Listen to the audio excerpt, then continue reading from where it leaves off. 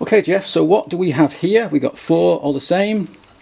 And what are they? The wheelie bar mounts. Wheelie bar mounts. That we've been making. And they've been made in aluminium out of 2 pieces that you've now welded together, I assume.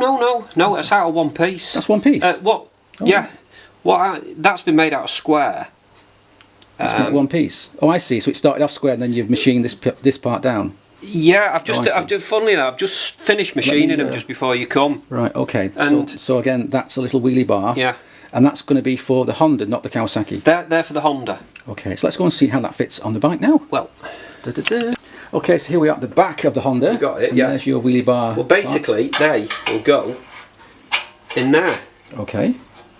And then obviously the bars. They'll have a thread, yeah, and an adjuster, and there's 4 of them because the other one will go down there if all that other stuff wasn't there. There'll be 4 of them, and they'll just basically you'll be able to adjust them to set the height. Right. And they'll be bolted on.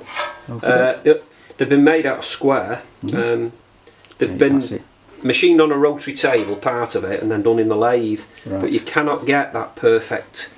It looks pretty nice to me. It does, but what I've got to do is, with the others on there, is just finish them off by hand filing them, just blend them in, and a bit of rubbing and polishing. Okay, so they're done now. And what's next? Have you done anything else on the other? I've just been doing jobs. Okay, real jobs. Jobs for me.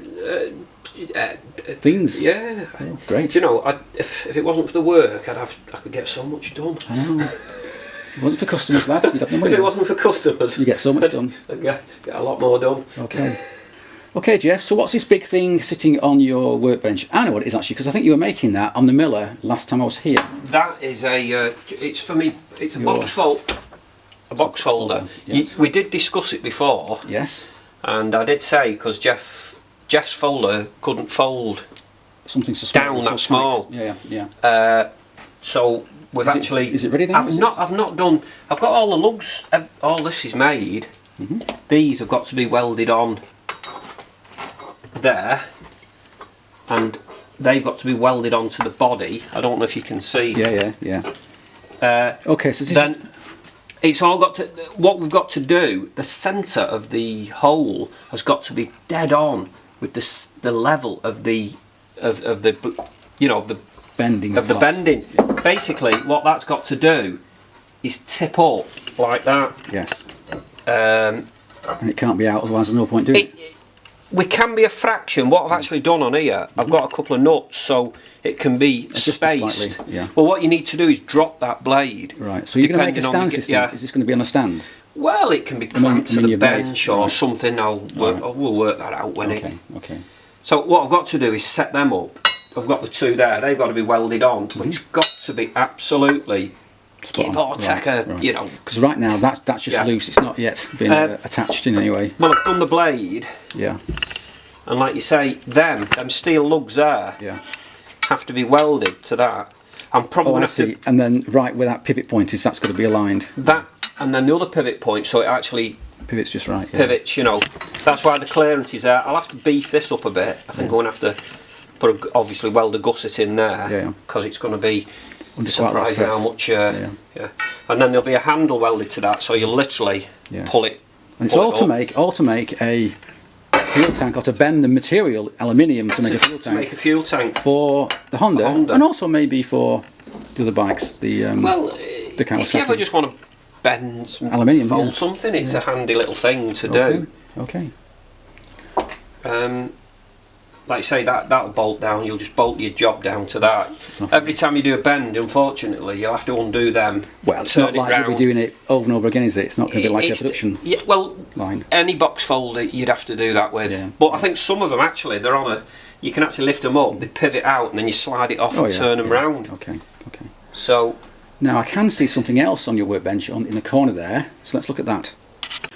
Okay, Jeff. So you've just grabbed hold of this. Aluminium bottle or whatever it is. So what's that? That's going to be a nitrous bottle, I assume, and it's got a big bracket thing drawn on it. We started making them there. Right. Okay. So you're making the brackets to hold these things in place. Yeah. I've just cut that out ready. Yeah. And there's 2 larger ones there for the larger bottle. Okay. So it's more than one. You're doing several. Yeah. Two little brackets for each of these, 2 small for each of them. Yeah. Okay. And then You've got a big one two brackets. He's putting two on that. I'm not surprised. This is pretty heavy. What's that? 5 kilo? I'm not sure. Yeah, so they'll be actually. We started making them. We've got to open them out and slot them and drill them. And what bike are they for? What's it going to be for? I'm not sure what Cliff's putting them on.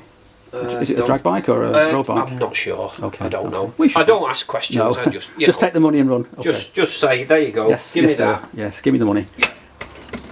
Okie doke. And what else has been going on then in the last 2 days? Okay, Jeff. And what's this you've got on your workbench? Looks like a. Oh, it's our Leslie's Yamaha RD250. Yeah, we've snapped one before. And what's it doing here? Well, he brought it. Yeah. Because that. Oh, it's all wibbly. That is the original. Is that the original? That's a brand new one, but it could be. That's the original pin. Yeah. No. Okay. And it's loose because I take it. Well, there could be wear on this. Yes. And actually, when he puts it in the frame, it's loose as well. A bit loose. Yeah. So what we've done, I think that's about nearly a mil bigger in size. Okay. You machined a new one. And it fits. It's a lot better. It's a nice fit in there. Yeah. He's still got a touch of play on it, but there's going to be wear in that tube. Yeah. But a lot less than that one. But when he puts this back in now, he can just sort of clean the holes out in the frame, so it's that's a nice get it shimmed fit. Properly. Yeah. Hey Jeff, so yeah, we found this bloody great big spanner that you just picked up from somewhere. The scrapyard. From the scrapyard. And what size is that? It's 1 and something. It's 1.5" width or 1.5/8" BS. Yeah, it's a pretty bloody big thing that. And you bought that for a particular reason, which we'll now go and see. Okay, so we've come outside to your bomb.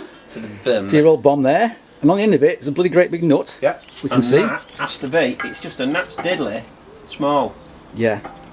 Only a little bit. So you're going to grind that out a little bit. What we're going to do is grind that out, and it's quite hard actually. So I've had a file on it, and it just seems to skid. So it is pretty tough stuff. Yeah. So we're just going to grind it out till it fits on there nice. Yeah. And then why do you want to undo that big old nut then? I want to check inside the tank. Yeah, because that tank's about. And there is stuff in it, and I want to get it all out. Yeah. I want to give it a clean and we thought of it as like a second world bomb, and it's like a Second World War bomb. Well, it's so heavy and big. Once it's all together, it's going to be difficult to do. Oh yeah. And then if these these might need a bit of heat in it. Let's just get it off. Well, it's been there for about 50 years, so. Well, someone's probably never touched it. I think this will be the first time that they've been out. Yes, for a long time. A safe bet on that. Okay, and by chance you were at your local scrapyard and they had a couple of them. Yeah. Going spare, so you picked them up.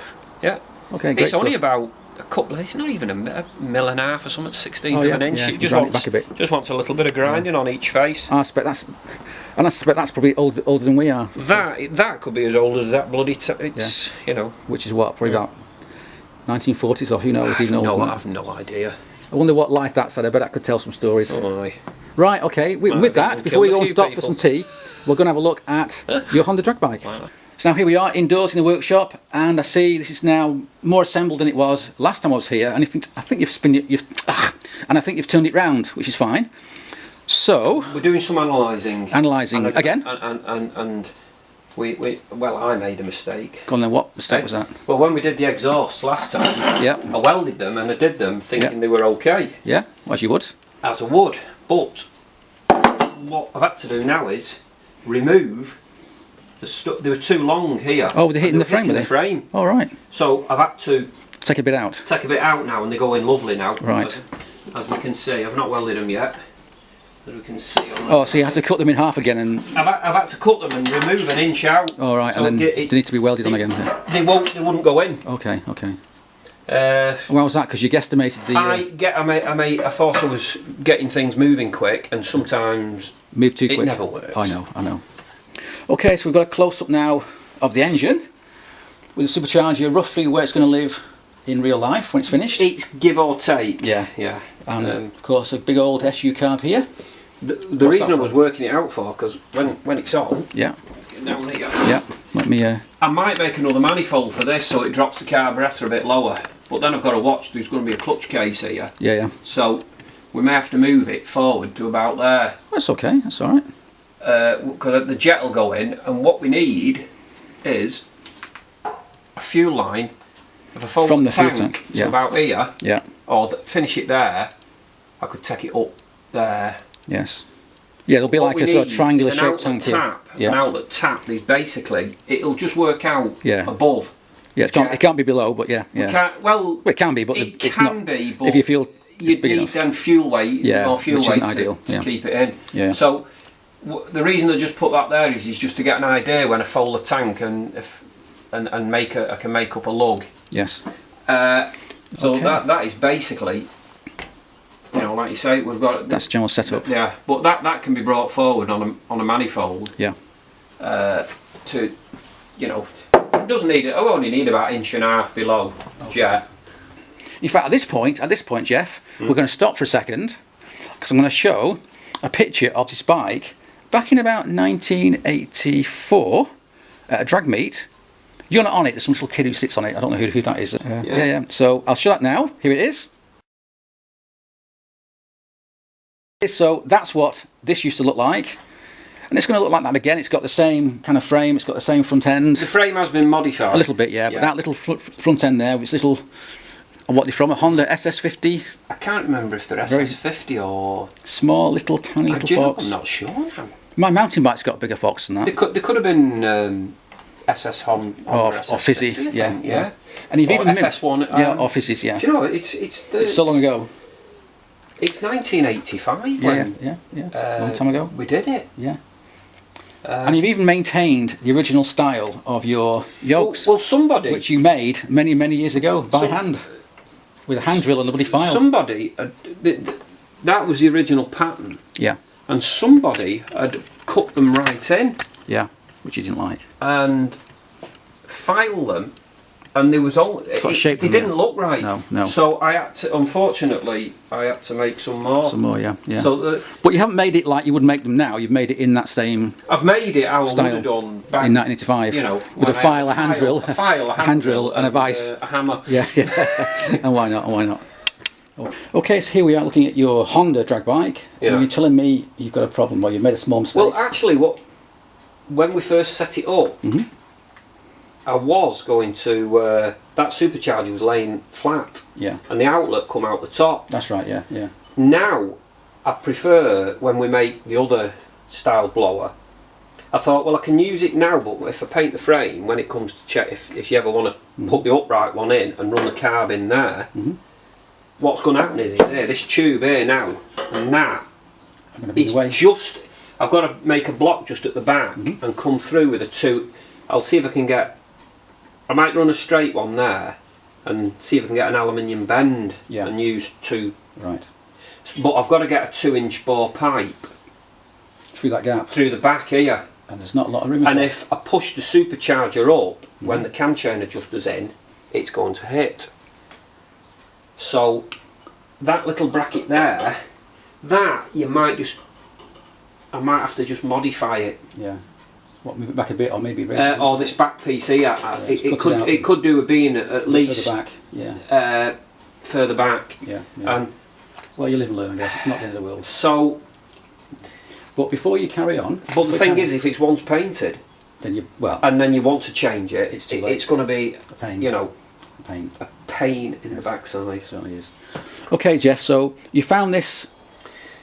It's a this cast tube, which is from, as you said, some old blower. Off one of the old Eaton inlets or outlets. And have you cut it off there? Have you cut that off? It's been sawn off. Sawn off. But it's slightly square. But it doesn't matter, because if we get a plate welded to it, we can then, on the new supercharger. Right. So it'll fit there, and then the SU card will fit. Fit there, a bracket on there, and then bolt that. Yeah. Somewhere about there, like that. Cool. Right, so, now you said something then that we just skipped over, so I'll just go back to it, because you said when you get your new supercharger, by that you mean you're making, not a new supercharger, you're making your own unique body to match, to match old-fashioned, to match the style of that, which is a hell of a lot of work. And in fact, we covered you making them bodies because the port. That's the other reason. The port will actually be on that face there. Right. So you actually changing it. Which means you've got to get a tube in. Yeah. I've been doing a bit of work, and the carburettor will end up there. Right. Which means if I don't modify that now, you won't be able to modify that. Do it that way. Okay. Plus, I always thought that you've got to get the carburettor there, which means if the clutch case goes here, it's going to then start getting in the way, and possibly your leg. Yeah. So. Yeah, because you were lying down, your legs. Yeah. So. See, the original one was a Shorrox, and your carburettor could come. There. Yeah, but if you have it there. But, okay, so just to go back then, your new body that you're machining from scratch, not just an exact replica of this, it's going to be different in the sense where the ports are. You're changing the ports. Yeah, basically it's like the old Roots blower. It'll basically the port on the Eaton that comes out of the back, the other port. You know, these are a semi-helical blower, and you can get away with a port being slightly on the side. Yeah, yeah. Whereas it works well for some applications, but unfortunately for this now, it's proving to be a bit of a pain. A bit of a pain. Well, I'm glad it actually, you know, yeah. if our Les said, "Oh, get it," if people rush you, suddenly you go, "Oh shit, I've just spent how much getting it painted, and now I've got to cut that out." And yes, yeah. It's yours to do a dry build first. So it was okay before. Yeah, but we've now we're moving the supercharger. And, as always, you make one small change and it ripples through the rest of the bike. Flows back, yeah. So have you got here your new billet body that you spent many hours machining up? Yeah, they're here. Let's have a look then. Bring them over here. Okay, so you've got that out from your storage area, from the shelf. From the abandoned area. Yeah. And it's in 3 parts at the moment. You've got the centrepiece. It's knocked on with dowels at the minute. It's got to be finished to machined to the same as that. So it's going to be machined a little bit like this. The body will. It's not as big as grooves as them. No. Probably a smaller. But a similar style. 8 or 10 mil and put about 4 or 5. Yes, yeah. Grooves around it. This is going to be obviously in 3 pieces. Yeah. You've got the 2 end plates and you've got the centre. And I remember we did some videos in the past on the last few vlogs of machining this thing out. Yeah. And it wasn't easy because you had to make all kinds of fitments. Devices and fitments, yeah. Before you can even begin. Yeah, so it's all the work there. And in fact, you were so happy doing it, you made about 4. I made 4 of them, so maybe I'll have one of them one day, you never know. I might find something to fit it to because it's so cool. They'll be so but not only is it a copy, as you just said then, it's actually going to be slightly different in that the ports will be in a different place to help. Well, fit it to the bike.